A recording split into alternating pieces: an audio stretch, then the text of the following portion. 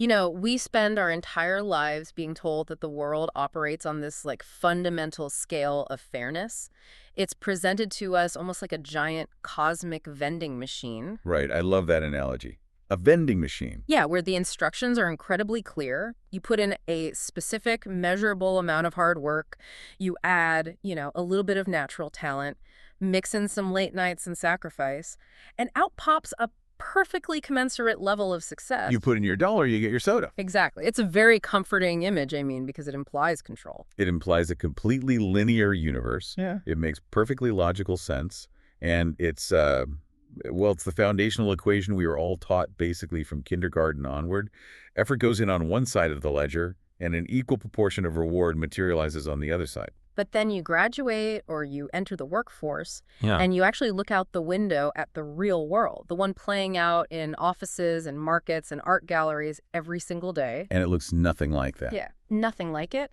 Suddenly, you realize that cosmic vending machine is hopelessly broken. You put in your coin, you do everything by the book, your product is brilliant, and instead of your well-earned soda, you get absolute silence. You get nothing. Like zero output. Meanwhile, the person standing right next to you puts in the exact same coin, maybe even with, like, a fraction of your effort or skill, and the machine just goes haywire. It starts spitting out millions of dollars, global fame, historical legacy. We're forced to navigate this landscape that is just terrifyingly unpredictable. It completely defies all of our comfortable expectations. We expect life to look like a neat bell curve, Right. where most people cluster around the average and the extremes are incredibly rare. Right. But instead, we get this crazy roller coaster that inexplicably drops off a cliff or launches into the stratosphere for basically no discernible reason. We are dealing with an environment governed by extreme wild randomness. And that profound disconnect, the chasm between the fairness we expect and the absolute absurdity we experience, is exactly what we are plunging into today. We are exploring this incredibly provocative document titled From Mediocristan to Extremistan and Back. It's a fascinating text. It really is. It meticulously details this massive, almost invisible shift in our modern world. We've moved away from a realm of mild randomness, where things were relatively bounded and predictable, into this realm of wild randomness. Yeah, Extremistan. Our mission today is to unpack the architecture of that wild world. We're going to explore why the world often feels so intensely unfair, and how success is actually manufactured in modern society. And I'd say understanding the architecture of this place the author calls Extremistan, it isn't just an academic exercise. It is a literal survival skill. If you don't understand the rules of this environment, you're going to be constantly surprised, constantly frustrated, and honestly incredibly vulnerable to sudden shocks. To set the stage, we really have to look at the central grievance of the source's author.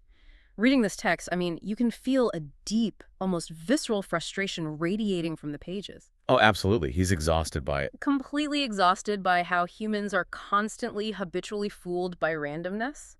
The core argument is that the world we have in our heads, this merit-based, highly predictable, orderly universe, is a complete fiction. It does not match the world playing outside our window at all. The real world is driven by extreme, absurd luck and a disproportionate concentration of wealth and attention. Right. Okay, let's unpack this, because this applies to everyone listening right now. Whether you are lying awake trying to figure out why a, seemingly mediocre colleague just got a massive promotion over you, or you're trying to understand why a tiny handful of tech companies completely dominate the globe while thousands of brilliant startups vanish overnight, this deep dive holds the answers. We are going to decode the unfairness. It's going to cause some cognitive dissonance, though. We desperately want to believe our outcomes are in our grasp. Yeah, we want to believe our success is due entirely to our brilliance. But to decode this, we need to look at how economists have historically tried to rationalize it. Where does the deep dive begin with this? Well, it begins with a concept from a mainstream economist named Sherwin Rosen. Back in the early 1980s, Rosen was studying what he called the economics of superstars. And the text highlights Rosen's genuine, palpable outrage at the time. Outrage about what? He was looking at the economic landscape and was completely baffled that a professional basketball player could earn $1.2 million a year, or that a TV celebrity could pull in $2 million. Which is, I mean, almost quaint by today's standards. To put that in perspective for you, today, those contracts aren't $1 million. They are in the hundreds of millions of dollars. The extremes are roughly 20 times higher now than they were when Rosen was already tearing his hair out over how unfair it all was. Which is just a perfect illustration of the accelerating trajectory of Extremistan. The ceiling just keeps getting blown off. But Rosen tried to explain this extreme inequality, this massive concentration of wealth at the very top, using a model he called the tournament effect. I want to make sure I understand the mechanics of this tournament effect. The text talks about how a tiny advantage yields a massive reward, right? Can you walk me through the piano concerto example the author uses? Gladly. Yeah. So the basic premise of the tournament effect is that in certain fields, someone who is only marginally, perhaps infinitesimally, better than the competition ends up winning the entire pot. The winner takes all. And the runners-up get nothing. Even if they are absolute geniuses, they get absolutely nothing. So imagine you want to buy a recording of a classical piano concerto. You have a choice. You could pay $10.99 for a recording by the legendary virtuoso Horowitz. Or you could pay $9.99 for a recording by a struggling, unknown pianist who is, objectively speaking, perhaps 99% as technically proficient as Horowitz. I mean, for a $1 difference, I'm going to buy the Horowitz recording every single time. Why wouldn't I want the absolute pinnacle of quality if the cost difference to me is basically negligible? Precisely. And that is the tournament effect in action. Or consider literature, which the source also brings up. Would you pay $13.99 for a masterpiece written by Milan Kundera? Or would you try to save $12 and pay $1 for a self-published novel by an author nobody's ever heard of? You just buy the Kundera book. Right. For an investment of your time and a few extra dollars, you naturally gravitate toward the perceived peak of quality. So the market functions like a brutal single elimination tournament. Horowitz doesn't have to be twice as good as the unknown pianist to sell twice as many records. He just has to be perceived as 1% better to grab 100% of the market share. Exactly. And from a traditional economic standpoint, Rosen's model is mathematically elegant. It makes logical sense of an absurd outcome.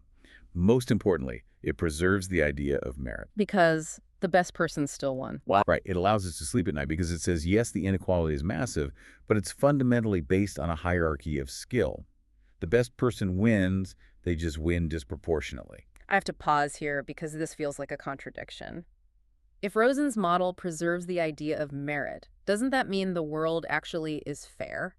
Does this just mean the world is a brutal but ultimately fair meritocracy where the secret to success is just grinding until you are that 1% better? That is exactly the assumption the source material completely and aggressively dismantles. The text argues that Rosen's model is beautiful in a vacuum, but it entirely misses the biggest, most critical factor operating in the real world, which is luck. Luck, not skill. Outcomes are not just about skill. They're not just about grinding to be that 1% better. In fact, arbitrary random situations often provide the initial push that creates the entire winner-take-all scenario. So wait, merit is just an illusion. Not an illusion, but vastly overstated. The author argues that we naturally flock to winners, not necessarily because they are objectively the best, but because we like to imitate each other. We drastically underestimate the sheer power of contagion. Contagion. We look at a superstar and assume their success is a perfect reflection of their underlying talent, completely ignoring the massive role that random chance played in getting them noticed in the first place. That is a fascinating way to frame it. It's not a rational, independent evaluation of merit. It's a virus that spreads from person to person. And the source has this concrete anecdote about the early days of personal computing to illustrate how luck and contagion actually beat pure merit. The Apple versus Microsoft example. Yeah. The author mentions writing the text on an Apple Macintosh computer, noting that for years prior they used Microsoft-based products. Now, my understanding from the text is that at the time of the early personal computer wars, Apple technology was vastly objectively better. It was the superior product in terms of user interface, stability, design, everything. Oh, absolutely. Yet the inferior Microsoft software completely won the day and dominated the global market for decades. If Rosen's tournament effect was purely about merit, Apple should have taken the entire pot because they were way more than 1% better. So what actually happened? Pure luck and the contagion of network effects. Microsoft managed to get a slight, almost arbitrary early advantage in distribution. They got their software onto more machines early on, Not necessarily because it was better, but through aggressive licensing and historical timing. The IBM deal, right? Yes, exactly. But the key mechanism here is the network effect. Technology platforms require interoperability. You want to use the software that everyone else is using so you can easily share files, format documents, and operate in the same digital ecosystem. Right. If my boss uses Word, I have to use Word. So people flocked to the inferior Microsoft product simply because others were already there. It was contagious. That initial random advantage in distribution compounded into a global monopoly. Merit was secondary. The contagion of the crowd was primary. So if merit isn't the driving force, and if skill alone can't explain these massive disparities, how exactly does luck compound into these massive monopolies? I'm trying to wrap my head around the actual mechanism. How does a tiny random push turn into world domination? This leads us to a fundamental shift in perspective. We have to move away from economics and look at sociology. More than a decade before Sherwin Rosen was talking about superstars, a sociologist named Robert K. Merton introduced a concept called the Matthew effect. The Matthew effect, like the Gospel of Matthew. Yes, the name comes from a specific verse. For unto every one that hath shall be given, and he shall have abundance, but from him that hath not shall be taken away even that which he hath. The rich get richer and the poor get poorer. In modern parlance, yes. Merton, being a sociologist, called this mechanism cumulative advantage. This source has this fascinating thought experiment about 50 researchers to explain this, but I couldn't quite grasp the mechanics of how the advantage actually accumulates. Can you walk me through how the citation lottery plays out in academia? Because, academia is supposed to be the ultimate, pristine meritocracy. It is supposed to be. But Merton proved that it's deeply susceptible to this compounding luck. Let's paint the picture. Imagine there are 50 researchers who have all just published foundational papers on a highly specific new topic. And let's assume, for the sake of the thought experiment, that all 50 researchers are of exactly equal merit. Okay, perfectly identical skill levels. Their work is equally brilliant, their methodologies are equally rigorous, a perfectly level playing field of pure skill. Okay, 50 identical geniuses. Got it. Now, a new researcher, a 51st person, comes along to write a new paper on the same subject. They need to cite previous work in their bibliography to establish context. They aren't going to read and cite all 50 original papers. It's just too much work. So they randomly pick, say, 3 of those original 50 researchers to cite in their paper. A completely random selection, no merit involved at all. Right. And here's the critical systemic pivot. Merton showed that many academics, when they write their own subsequent papers, don't actually go back and read all the original foundational literature. It is simply too time-consuming.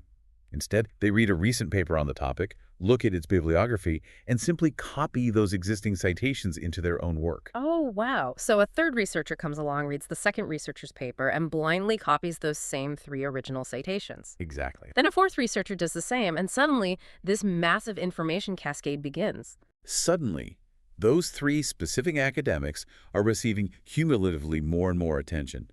Their names become tightly, inextricably associated with the subject matter in the minds of the entire academic community. They become the academic superstars of that field. But the vital realization here is that they were not chosen because they were objectively better than the other 47 researchers. They just got lucky. They won the lottery because of the initial, purely random placement of their names in that very first bibliography. It's basically a self-fulfilling prophecy of fame. And the tangible benefits of that fame are massive. Thanks to their artificially inflated reputations, those 3 academics will find it vastly easier to get their future papers published in prestigious journals. They will secure massive grant funding. They will get tenure at elite universities. Their academic success, the text argues, is significantly a lottery. Listening to this, it sounds exactly like the mechanics of modern algorithmic feeds on social media. When you open an app, you don't necessarily engage with the best, most artistic, or most thoroughly researched content on the platform. You engage with what the algorithm puts in front of you, and the algorithm pushes content that already has 1 million likes. It is the exact same mechanism of cumulative advantage. A video might get a tiny random boost in its first 10 minutes of existence. Maybe it was posted at the exact second. A major influencer happened to refresh their feed and they shared it. That random push triggers the algorithm to show it to 10,000 more people, which triggers it to show it to 1 million. The inherent quality of the content itself never changed. Never. Its initial luck just compounded exponentially. And the source proposes a really subversive test to prove just how deep this systemic bias goes in academia. The text suggests that if you took papers written by famous, highly cited scientists, stripped their names off, replaced them with fake, unknown identities, and submitted them for publication, a huge percentage of them would be flatly rejected by the peer review boards. Yes, and the second half of that test is equally damning. The author posits that if you then revealed the true, famous identities of the authors to those same review boards, a massive number of those rejections would be magically instantly overturned. Because the system relies on cliques. It's fundamentally an I quote you, you quote me business. The reputation precedes and validates the work, rather than the work validating the reputation. We assume something is high quality because it is successful, entirely forgetting that it might only be successful because it got incredibly lucky early on. Which brings up a really heavy, somewhat depressing question. We've talked about the 3 researchers who won the lottery. What happens to the unseen? What happens to the 47 other brilliant researchers who had the exact same level of merit but didn't get that initial random citation? The source addresses their trajectory quite bluntly. They drop out. They disappear from the field. And the author notes, with a bit of dark humor, that depending on their temperament or their hormone levels, they go into different lines of work. If they are gentle, they might go work for the government bureaucracy. If they are more aggressive, they might join the mafia or go to Wall Street. But the underlying tragedy remains. The core point is that failure is just as cumulative as success. Losers in this system are likely to keep losing. And importantly, they don't keep losing because their skills suddenly degrade.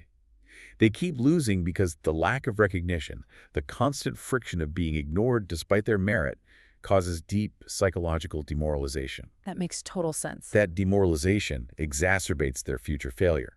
It drains their energy and creativity, leading to a downward spiral that is incredibly difficult to pull out of. So the system starves the unlucky and overfeeds the lucky. And this compounding dynamic isn't just limited to dusty academic journals or cutthroat business markets. The text argues that it actually shapes the very art we consume and the words we speak every single day. Let's look at how contagion dictates our culture. This is where we start seeing how pervasive these mathematical laws of randomness really are. The dynamics of Extremistan aren't just about money. They govern our aesthetics and our daily language. I found the section on book reviews to be completely fascinating. The source references a piece of work by Jack Green called Fire the Bastards, and my understanding is that Green did a forensic linguistic analysis of the book reviews for William Gaddis's novel, The Recognitions. What did he actually find? Because the author presents this as a major indictment of cultural criticism. Green's analysis was absolutely devastating to the myth of the independent critic. He systematically went through hundreds of reviews of Gaddis's book, comparing them side by side. He proved definitively that the vast majority of these professional critics didn't actually read the book and come up with independent, thoughtful critiques. So what did they do? Instead, they simply anchored their opinions on the first 2 or 3 reviews that were published in major outlets. They just copied them. They didn't just adopt the general sentiment. In many cases, they copied the exact wording, the exact arguments, and the exact same misinterpretations. It was a massive echo chamber. Wow. The critics, who are positioned in our society as the independent arbiters of artistic merit, are just as susceptible to hurting and contagion as a teenager following a social media trend. That completely shatters the romantic idea of the solitary genius being organically recognized by a discerning public for their transcendent art. Instead, they just caught the right critical virus at the exact right time. Our opinions about artistic merit, the text implies, are the result of arbitrary contagion. You see hundreds of glowing reviews and assume there is a deep, objective consensus about a book's brilliance. But actually, only 2 or 3 people actually decided it was good, and the rest just photocopied their opinion. It's an illusion of consensus generated by the Matthew effect. But surely scientists have a more rigorous way to explain this than just calling us all sheep, right? What is the actual mathematical mechanism behind this kind of cultural copying? There is a very specific mechanism, and it brings us to the broader mathematical precursor to Merton's Matthew effect. The concept is called preferential attachment. And this process generates what we call power laws, which are the fundamental mathematical signatures of Extremistan. Okay, we need to slow down here. Preferential attachment and power laws. These are heavy concepts. Can you explain the mechanism of preferential attachment first? Let's look at the roots of it. The text references biological models developed by a scientist named Yule in the 1920s. Yule was studying evolutionary biology, specifically how species evolve and split into new species within different genera. Okay. He observed a distinct pattern. The genera that were already rich in species, the ones that were already large and diverse, tended to get even richer at a much faster rate than the smaller ones. The big inherently got bigger. It's a mechanism of inequality built into the very fabric of nature. The new species preferred to attach to the already successful groups. And how does that relate to a power law? How is a power law different from the bell curve we talked about earlier? This is a crucial distinction. In Mediocristan, the world of mild randomness, things follow a bell curve, or what statisticians call a Gaussian distribution. Imagine you gather 1,000 random people in a room and measure their physical height. Most people will be around average height, clustering in the middle of the curve. You'll have very few extremely short people and very few extremely tall people. Right, normal distribution. And here is the key. If the tallest person in the world walks into that room, the overall average height of the group barely changes. The extreme outlier cannot drastically alter the aggregate. The system is bounded. That makes sense. Physical traits are constrained. But Extremistan operates on power laws. Imagine that same room of 1,000 people, but instead of measuring height, we measure wealth. You calculate the average net worth. Then Elon Musk walks into the room. Suddenly, the average net worth of every single person in that room shoots up to tens of millions of dollars. Wow. The extreme outlier completely dominates and ruins the average. That is a power law. It describes a system where the vast majority of nodes have very little, and a tiny microscopic fraction holds almost everything. The winner takes all. Exactly. And the text points out that this preferential attachment, this power law dynamic, governs our language as well. The author mentions George Zipf, a linguist at Harvard, and his famous law of language. Zipf's law. How does preferential attachment apply to the words we use? Zipf observed that language is fundamentally driven by the conservation of energy. The more frequently you use a specific word, the less physical and cognitive effort it takes for your brain to retrieve it from your memory and use it again in the future. So when you are speaking or writing, you subconsciously borrow words from your internal dictionary in direct proportion to how often you've used them in the past. Oh, I see. We reuse words not because they are the absolute most precise, nuanced, or beautiful words for a specific situation, but simply because they are the path of least cognitive resistance. We've used them before, so we lazily prefer to attach to them again. Precisely. The words you use a lot get easier to use, so you use them even more. And this explains an incredible empirical regularity that Zipf documented. Out of the hundreds of thousands of words available in the English language, just a tiny few hundred constitute the vast, overwhelming bulk of everything we write. That's crazy. And an even tinier fraction dominates everything we say in daily spontaneous conversation. Yeah. The popular words become disproportionately more popular, and the obscure, beautiful words stay obscure. The big get bigger, the small stay small. And this brings us to one of the most amusing and frankly mind-boggling examples in the whole deep dive, the phenomenon of English as a global lingua franca. The source makes this brilliant observation that English isn't dominating the globe because of any intrinsic magical qualities. It's not a superior language structurally. It's not inherently more poetic or logical than French or Mandarin. Its dominance is purely an epidemic of convenience. It is the ultimate winner-take-all language operating on a global power law. When two people from completely different linguistic backgrounds need to communicate, they naturally gravitate toward the language that seems to have the upper hand. They choose the tool that offers the highest statistical probability of being mutually understood. The text paints this hilarious and vivid picture to illustrate this. Imagine you have a Turkish businessman and an Iranian merchant, or a Lebanese diplomat and a Cypriot official trying to communicate.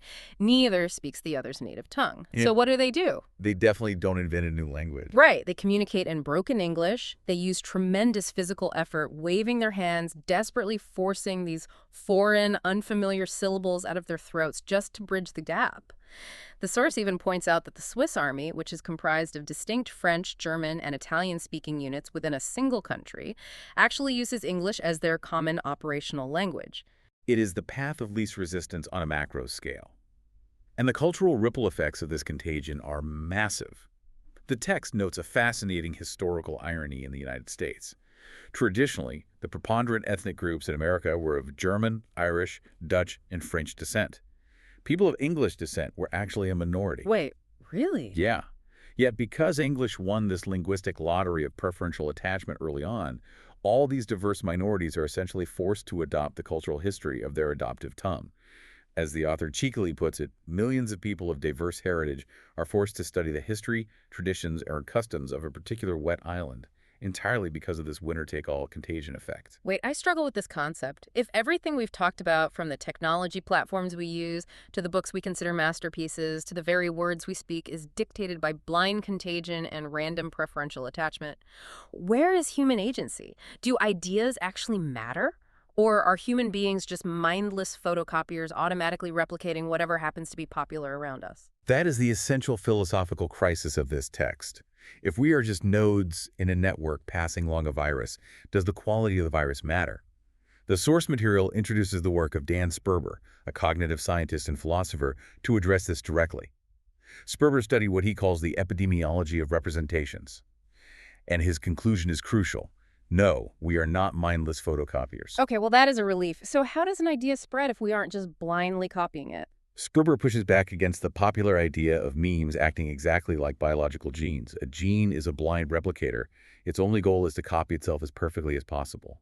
But ideas don't exist in a vacuum. They use human beings as their hosts and carriers.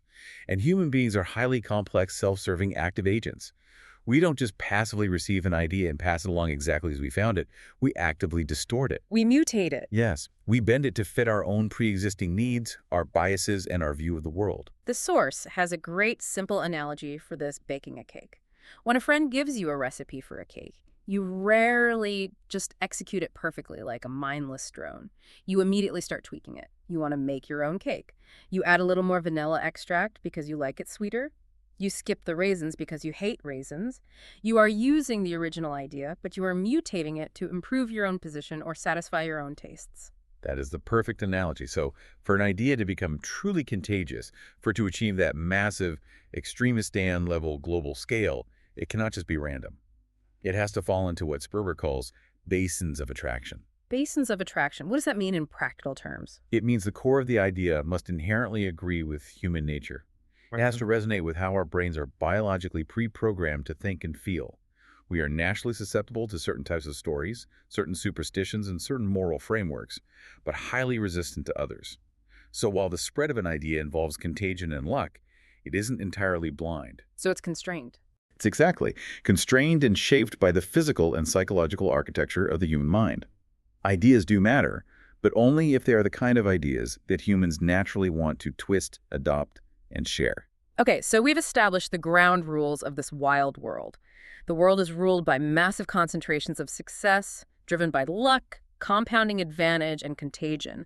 The big get bigger, the winners take all, and the losers disappear into the margins. It sounds like if you are the king of Extremistan, if you are a global tech monopoly, a massive financial institution, or a universally famous author, you have it made forever.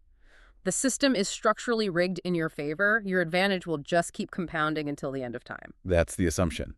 But the source takes a sharp turn here and says that is actually a dangerously naive way to look at it. The surprising truth is that the rulers of Extremistan are actually in constant mortal danger. They are incredibly vulnerable. And this brings us to a fundamental paradox of Extremistan. The concentration of power and wealth is extreme, yes, but that concentration is deeply, inherently fragile.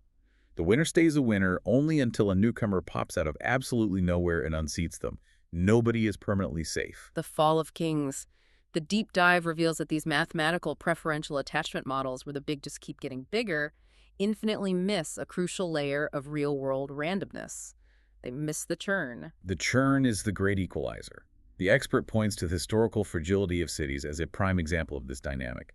We tend to think of massive megacities as permanent fixtures of human geography. They feel invincible. But the text asks us to zoom out and consider the timeline of Rome. In the 1st century AD, Rome was the undisputed center of the world. It had a staggering population of roughly 1.2 million people. Massive for that era. It had compounding advantages in trade, military power, culture. But by the 3rd century, due to a cascade of complex, unforeseen events, the population had plummeted to a mere 12,000. From 1.2 million to 12,000. The node collapsed. Or, look closer to home, the author mentions Baltimore. Baltimore was once a principal, dominant American city, an absolute powerhouse of industry and trade. Now, in many ways, it is considered a historical relic in terms of global economic influence. Philadelphia was completely overshadowed by the rise of New York. The dominance of a node in a network is temporary. I love the character the text introduces to illustrate the psychological reality of this churn. The author talks about a guy named Vincent, a foreign exchange trader. Vincent is described as a Brooklyn Frenchman. He had the tough, street-smart mannerisms of a Brooklyn local, but he spoke a bizarre French version of Brooklynese. Sounds like quite the character. And Vincent, operating in the highly volatile world of trading, had this incredible, gritty wisdom. He told the author, "Trading may have princes, but nobody stays a king." And his other piece of advice is a classic. The people you meet on the way up, you will meet again on the way down. Vincent understood the visceral, daily reality of Extremistan far better than the ivory tower economists building perfect mathematical models. He knew that the churn is relentless and unforgiving. And the text applies this concept of the relentless churn to one of the biggest political and economic debates of the 20th century. The nature of capitalism versus socialism, specifically regarding the threat of massive corporations. The text tackles this debate head-on, and it offers a highly unconventional perspective. The author mentions growing up fed on traditional Marxist theories. The prevailing academic belief at the time was that the tools of capitalist exploitation were self-feeding. Like the monsters would just grow forever. Yes, the fear was that these powerful monster corporations would use their compounding advantage to just grow and grow until they literally swallowed the entire world. It was assumed that capitalism would inevitably lead to a permanent, unbreakable, dystopian oligarchy of a few mega corporations. But the author looks at the actual historical data, and the data shows the exact opposite reality. The author examines the Standard & Poor's 500, the definitive list of the 500 largest publicly traded U.S. companies. He looks at the list from 1957. Of those top 500 absolute corporate behemoths, only 74 were still on that list 40 years later. The vast, overwhelming majority of them didn't peacefully merge, they shrank into irrelevance or went completely bust. The capitalist monsters dropped out of the sky. Which forces us to ask why. Why did the most capitalist country on earth systematically destroy its own corporate ogres? Those in favor of unregulated free markets usually argue that it's because of efficient competition. They claim that rational markets naturally check monopolies through better products and pricing. Makes sense on paper. But the author, drawing on his time at the Wharton School and his experience in the markets, concluded that the real assassin of these giant corporations wasn't just rational, efficient competition. It was chance. It was wild randomness. This is a profound reframing of how economies actually work. Capitalism, in this view, isn't primarily an engine of efficiency. It is an engine of chance. It is a system that allows for the continuous, chaotic revitalization of the world by constantly offering unknown newcomers the opportunity to get incredibly lucky. Luck is the grand equalizer in Extremistan. We usually think of luck as the villain, the thing that creates unfair inequality in the first place. But here, the text argues that luck is also the only force powerful enough to knock down the big guy. A massive incumbent corporation can have all the money, armies of corporate lawyers, and dominant market share, but then two random kids in a garage in California luck out with a blockbuster new technology or a radical new business model, and the giant is displaced almost overnight. The compounding advantage is wiped out by a black swan. And the source draws a really sharp, controversial contrast with the socialist governments of the time. The argument is that by trying to centrally plan their economies and control outcomes to ensure fairness, socialist systems ended up artificially protecting their existing corporate monsters from the churn. They prop them up. Exactly. The state propped up the inefficient giants, and in doing so, they inadvertently killed the potential newcomers in the womb. By eliminating the chaotic churn of luck, they didn't achieve true equality, they just guaranteed technological and economic stagnation. That's a fascinating perspective. Luck reshuffles the deck. And this churn isn't just limited to corporate lifespans, it applies just as ruthlessly to culture. The text points out how fads do the exact same job in the arts.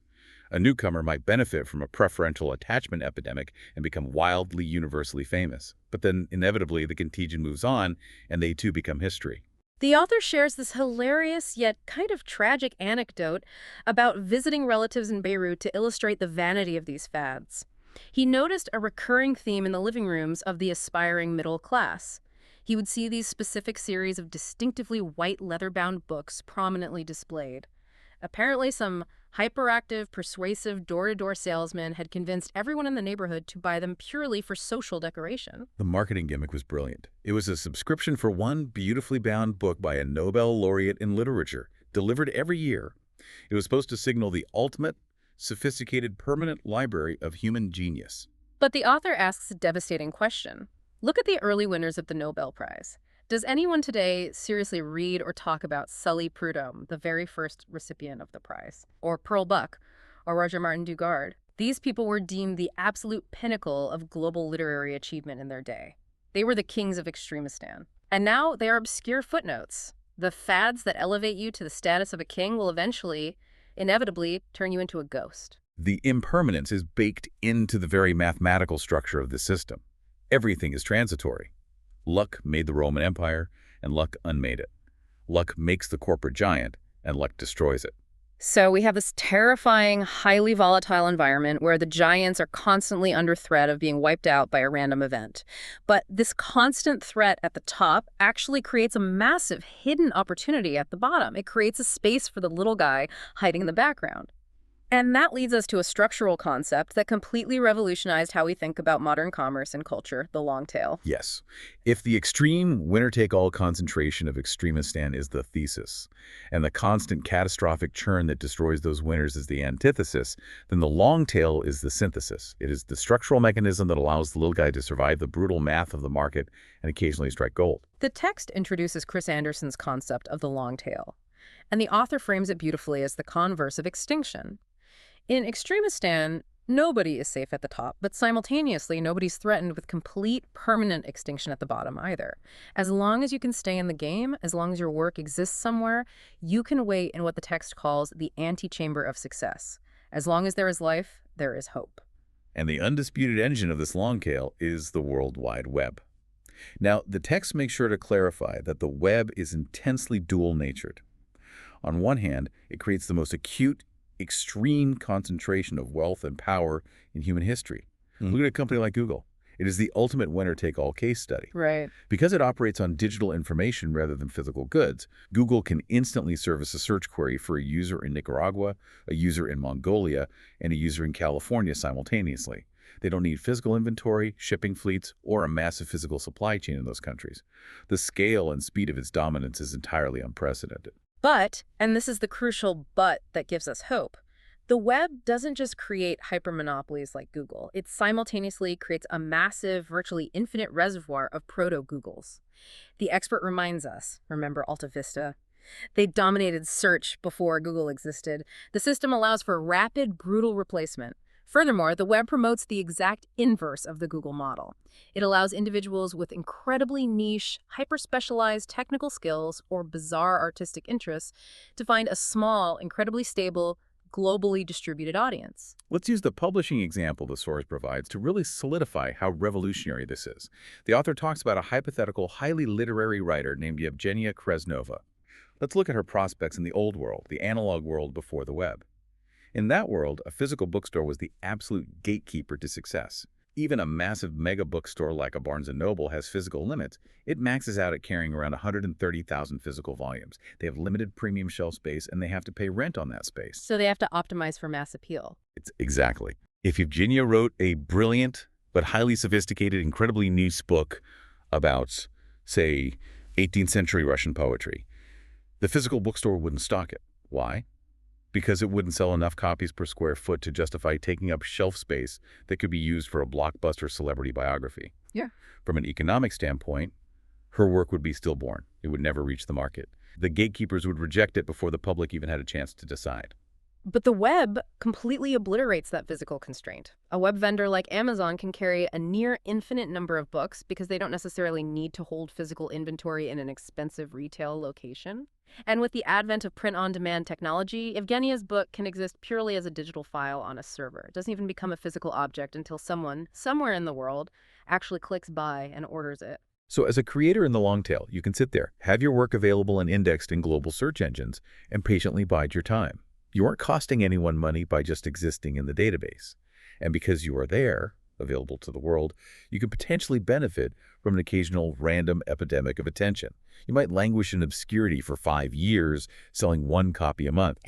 But then, suddenly, a famous creator mentions your niche book on a whim, or it catches fire on a specialized social media forum, and boom, You experience an Extremistan-style massive spike in success. You went from zero to a bestseller overnight, simply because you were able to survive in the long tail waiting for luck to strike. Okay, I see the mechanics of how it works for the individual, but I have a major structural question here. Doesn't the long tail fundamentally just mean we are creating a world with vastly more inequality? Doesn't it just result in a massive global ocean of starving artists at the very bottom making absolute pennies, while one massive platform entity like Google or Amazon sits at the very top, extracting all the real value from the infrastructure? That is a very astute observation, and the source material actually addresses this tension directly. The text calls this structure the double tail. You have a massive, seemingly infinite long tail of small guys at the bottom and a very small, incredibly fat, powerful tail of giants at the top. So it is unequal. It undeniably implies a huge measure of structural inequality.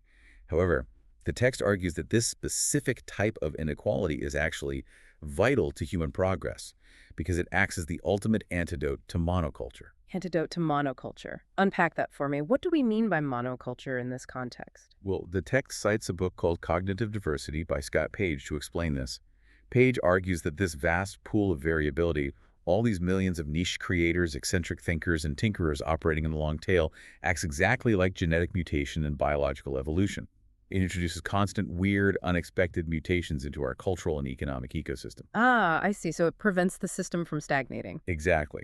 Without the chaotic diversity of the long tail, we get stuck in what the author calls the platonified one way of doing things. Platonified. Let's define that for the listeners. When the author says platonified, referring to the ancient Greek philosopher Plato, he means this dangerous human tendency to fall in love with neat, top-down theoretical ideals. We like to draw a perfect, elegant triangle on a whiteboard and expect the messy real world to conform to that shape. In society, the established authorities, the big publishing houses, the academic gatekeepers, the dominant political parties, they become platonified. They become ossified and conceited. They enforce a top-down theoretical narrative of how the world should work. But the real world is messy. And that is where the long tail comes in. It subverts those massive, rigid structures. It bypasses the gatekeepers entirely. It allows the bottom-up, theory-free empiricists to eventually prevail. It allows weird, unexpected solutions that don't fit the established theoretical models to emerge and challenge the kings.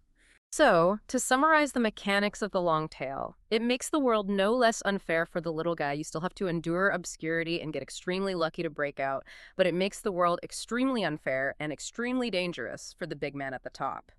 Nobody is truly established anymore. The little guy in the long tail holds inherent subversive power just by existing and continually mutating. Precisely. The long tail is the vital mechanism of the churn. It is the engine of mutation that keeps Extremistan from devolving into a permanent, stagnant dictatorship of monopolies. But, and there is always a severe warning in this text, there is a dark existential side to all this global interconnectedness. While our culture, our art, and our innovation might benefit immensely from the diversity of the long tail, the massive invisible plumbing that runs the physical world, our financial systems, our infrastructure, our supply chains is evolving in the exact opposite direction. And this brings us to a terrifying warning about naive globalization and the architecture of collapse. This is where the tone of the deep dive shifts significantly from sociological observation to an urgent alarm bell. The author warns that despite the appearance of progress, we are actually gliding into severe disorder. We are actively building global systems that give us the false, comforting appearance of intense stability while simultaneously creating massive, hidden, interlocking fragility. Let's break down the math behind this fragility. Let's talk about network theory. The text references researchers like Duncan Watts, Stephen Strogatz, and Albert Laszlo Barabasi. These scientists study how complex networks naturally organize themselves, whether it's the physical network of global airports, the digital architecture of the World Wide Web, the biological networks of our nervous systems, or our regional power grids. And they've discovered a terrifying mathematical truth about how these networks inevitably evolve over time. They evolve to become incredibly concentrated. Instead of a decentralized, egalitarian web where every node is equally connected to every other node, the math dictates that you get a system where a tiny microscopic handful of nodes become hyperconnected hubs, and the vast, overwhelming majority of nodes are barely connected at all. Like airline hubs. The easiest way to visualize this is the hub-and-spoke model used by major airlines. Not every small city has a direct flight to every other small city. Instead, almost everyone is routed through massive, hyper-connected hubs like Atlanta or Chicago. Right. And on a day-to-day basis, looking at it casually, this structure actually seems incredibly robust and efficient. If a random small airport in Nebraska shuts down because of a snowstorm, the global aviation network doesn't even blink. The system easily absorbs random small insults because statistically, those insults almost always hit a poorly connected, insignificant node. But that perceived robustness is a lethal trap. Because while the hub-and-spoke structure protects the network against small, everyday localized disruptions, it makes the entire overarching system catastrophically vulnerable to a black swan event. If a major node, if the Atlanta or Chicago hub experiences a massive, catastrophic failure, the disruption doesn't stay local. The entire network cascades into immediate, total paralysis. The source uses a perfect, visceral, historical example to illustrate this concept: the August 2003 electricity blackout in the northeastern United States. We had a highly connected, overly optimized, incredibly efficient power grid. And what happened? One relatively minor failure in a power plant in Ohio occurred. In a decentralized system, Ohio goes dark.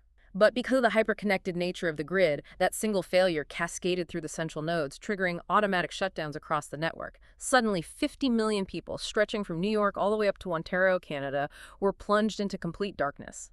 The extreme concentration made the system highly efficient for daily use, but it made it inherently structurally brittle. And this brings us to the author's most chilling prophetic analysis, the financial ecology.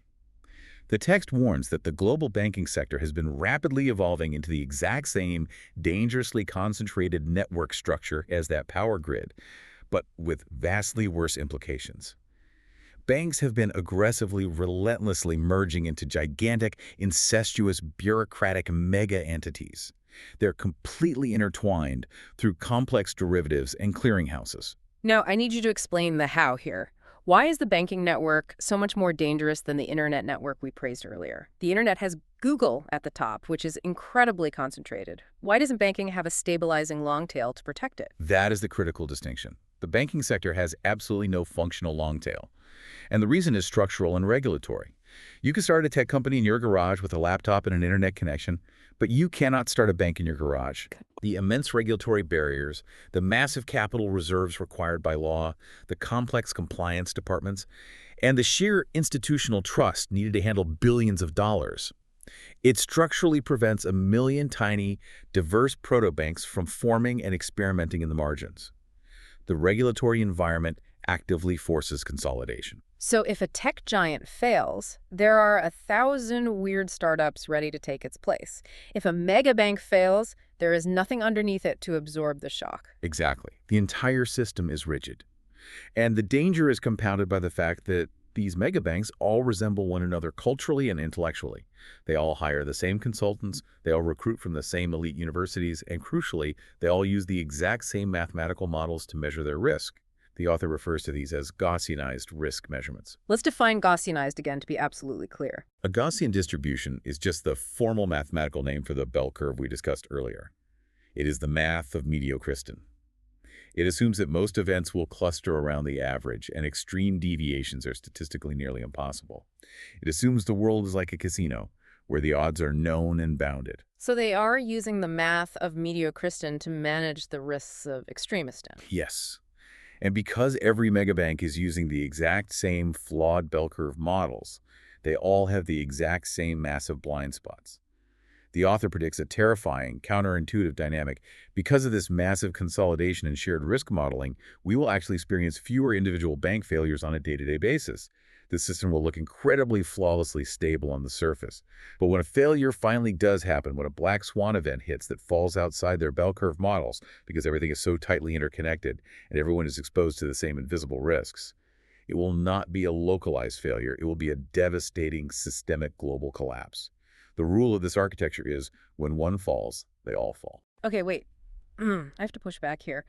The people running these megabanks are not amateurs. Surely they're some of the smartest, most highly educated people in the world, right? They have entire floors of PhD physicists, mathematicians, and economists whose entire job is managing risk. Are you seriously saying that the scientists managing these risks are actually making us less safe? The source material is completely unequivocal on this point. Yeah. Absolutely, definitively yes. The author directs serious, unfiltered venom at these quantitative models and the people who build them. The text explicitly names the risk metric system developed by J.P. Morgan and singles out the risk management departments at Fannie Mae. The core argument is that these highly educated scientists are suffering from a fatal cognitive bias called the ludic fallacy. The ludic fallacy. Let's unpack the mechanics of that fallacy. How exactly were these models failing? The ludic fallacy is the dangerous mistake of confusing the clean, mathematically pure, highly structured randomness you find in games like rolling a die, dealing a deck of cards, or spinning a roulette wheel with the incredibly messy, wild, unstructured randomness you encounter in the real world. In a casino, the worst-case scenario is known. You know exactly how many numbers are on the roulette wheel. The risks are bounded. Real-world risks are not bounded by the rules of a casino. So these bankers built incredibly sophisticated, elegant, mathematically complex models that essentially proved on paper that catastrophic economic events were statistically unlikely. They deemed the global financial system safe based on math that fundamentally did not apply to the wild reality of Extremistan. Precisely. They model the global economy as if it were a giant casino with known odds. The author describes the scientists at Fannie Mae as essentially sitting on a massive barrel of dynamite, completely vulnerable to the slightest macroeconomic hiccup, all while confidently pointing to their bell curve charts and assuring everyone that an explosion was a statistical impossibility. It's terrifying. The author deeply laments that the financial industry systematically replaced skeptical, street-smart practitioners, people who survived on intuition and an acute awareness of unpredictable danger, whom he calls fat Tonys with out-of-touch, overeducated academics, or Dr. Johns. The academics provided the illusion of mathematical certainty, and that false certainty encouraged the entire global system to take on massive, hidden, interlocking risks. So this massive economic concentration is not just mildly unfair to the little guy, it is an existentially terrifying architecture of collapse. We are building a highly efficient global house of cards and arrogantly pretending it's a fortress. But, historically speaking, human beings haven't just passively accepted extreme inequality and system-wide fragility forever. Oh. When things get too concentrated, when the kings get too powerful and the risks become too great, society usually tries to fight back. How have human societies historically tried to reverse the extreme effects of Extremistan? This leads us to the final and perhaps most deeply psychological section of the deep dive, the biology of status and our historical attempts to enforce the golden mean, or, as the ancient Romans called it, aurea mediocritas. Society has a deep, vested survival interest in preventing absolute, unchecked concentration at the top, because absolute concentration invariably leads to violent revolution and the collapse of the society itself. Right. Today, in the modern world, we use bureaucratic tools like progressive taxation. We actively try to weaken the economic winners by taxing them at higher rates and redistributing that wealth to maintain some baseline level of social cohesion. But the text takes a really fascinating historical detour and points out that for the vast majority of human history, it wasn't the tax code doing the heavy lifting of redistribution, it was religion. Specifically, religion stepping in to manage reproductive inequality. This part completely blew my mind. The text shares this historical lens before the widespread adoption of Christianity. In many ancient societies, powerful, wealthy alpha males effectively hoarded women. They used their compounding advantage to secure multiple wives and concubines. This obviously created extreme concentration of reproductive success at the very top, but more importantly, from a societal management perspective, it left a massive, swelling pool of angry, sexually deprived, disenfranchised men at the very bottom of the social pyramid. And if you study the biology of human societies, a large pool of aggressive, disenfranchised young men with zero hope of starting a family or achieving status is the ultimate recipe for extreme violence, constant warfare, and systemic collapse. It is biologically and socially unstable. So, the text argues that major world religions stepped in as a cultural technology to enforce a golden mean on human biology. Christianity instituted strict monogamy, the one-man, one-woman rule.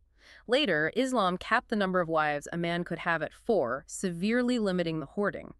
Judaism formally mandated monogamy in the Middle Ages. By enforcing these strict reproductive rules, religion successfully broke the winner-take-all monopoly of the alpha males. It forcibly distributed access to family and reproduction across the broader population, which provided incredibly deep, long-lasting social stability. It gave the men at the bottom a biological stake in maintaining the system. It is a brilliant counterintuitive example of a cultural technology designed specifically to counteract the natural drift toward Extremistan. But, and this is where the author arrives at a deeply bothersome, almost fatalistic conclusion, you can only enforce fairness up to a certain point. You can redistribute wealth and you can mandate monogamy, but there is one gap you cannot close. Right. The author admits that he finds the modern political obsession with purely economic inequality to be somewhat misplaced, because human fairness isn't just about money. Once our basic baseline material needs are met, once we have food and shelter, money becomes secondary. What truly matters, what drives human beings on a deep, visceral, biological level, is the pecking order. It is our relative status compared to our peers. And you simply cannot mandate intellectual or status equality. The superstar system of Extremistan will always naturally reassert itself no matter what rules you put in place. The text points to the Soviet Union as the ultimate tragic test case of this theory. The Soviets attempted to completely flatten their economic structure. They abolished the free market, eliminated private property, and enforced radical state-mandated wealth redistribution.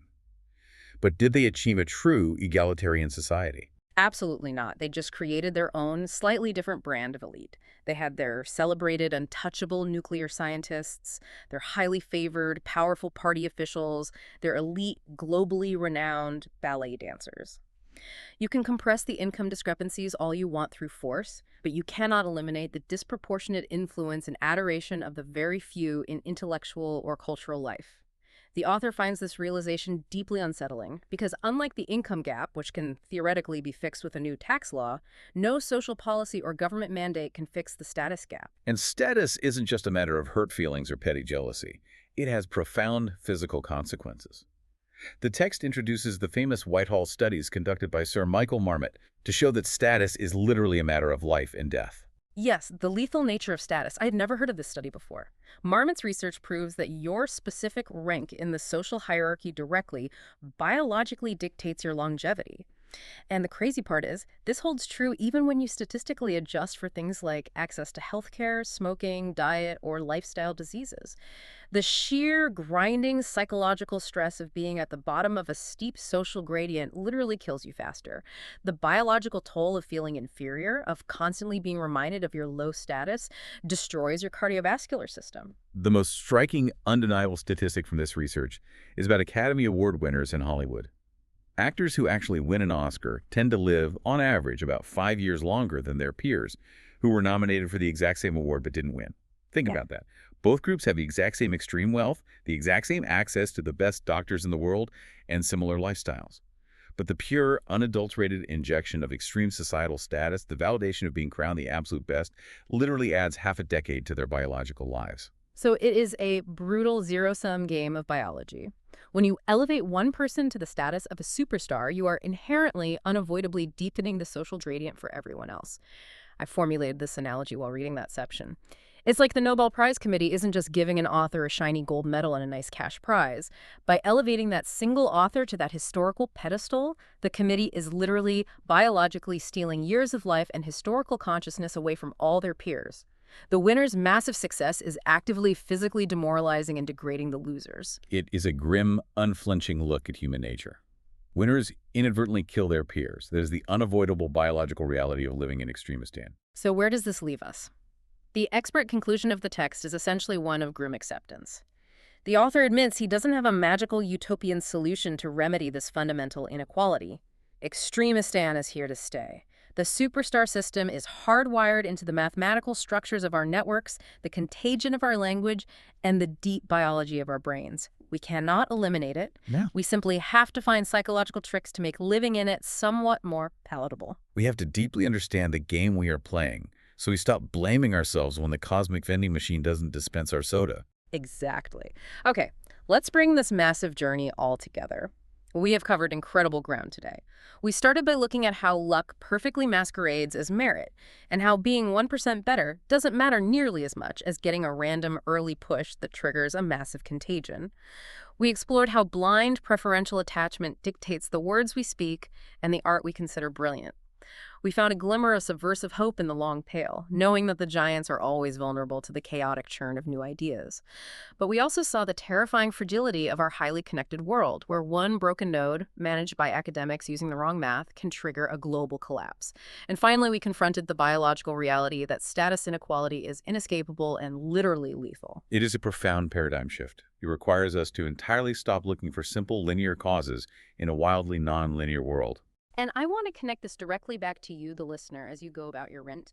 Think about your own life, your own career.